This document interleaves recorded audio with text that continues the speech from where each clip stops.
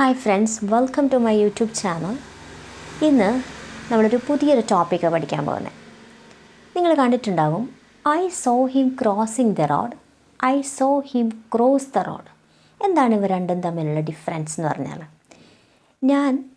അവൻ road cross ചെയ്യുന്നത് കണ്ടു എന്നാണ് രണ്ടിൻ്റെയും അർത്ഥം. പക്ഷേ ചെറിയൊരു വ്യത്യാസമുണ്ട്. എന്താണ് ആ വ്യത്യാസം?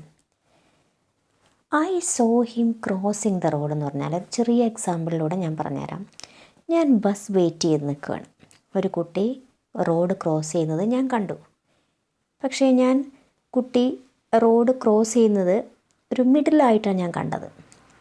അവൻ എവിടെ നിന്നാണ് ക്രോസ് ചെയ്തതെന്നോ എവിടെ നിന്നാണ് വന്നതെന്നോ ഞാൻ കണ്ടിട്ടില്ല.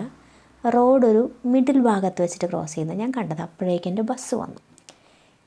അപ്പോൾ ഞാൻ എന്ത് പറയാം? I saw him crossing the road, I saw him crossing the road. ഇനി ഞാൻ ബസ് വെയിറ്റ് ചെയ്ത് നിൽക്കുന്നു. ഒരു കുട്ടി ക്രോസ് ചെയ്യുന്നത് ഞാൻ കണ്ടു. അവൻ ക്രോസ് ചെയ്യുന്ന കംപ്ലീറ്റ് ഞാൻ കണ്ടു.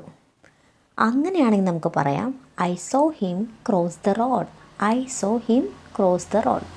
അപ്പം അവൻ ക്രോസ് ചെയ്യുന്ന കംപ്ലീറ്റ് ആക്ഷൻ ഞാൻ കണ്ടെങ്കിൽ എനിക്ക് എങ്ങനെ പറയാം? I saw him cross the road. എന്നാൽ അവൻ റോഡ് ക്രോസ് ചെയ്യുന്ന പകുതി ഭാഗം മാത്രമേ ഞാൻ കണ്ടുള്ളൂ, ഫുൾ ആക്ഷൻ ഞാൻ കണ്ടിട്ടില്ല. അങ്ങനെയാണെങ്കിൽ നമുക്കെങ്ങനെ പറയാം? I saw him crossing the road. ഇതാണ് രണ്ടും തമ്മിലുള്ള ഡിഫറൻസ്.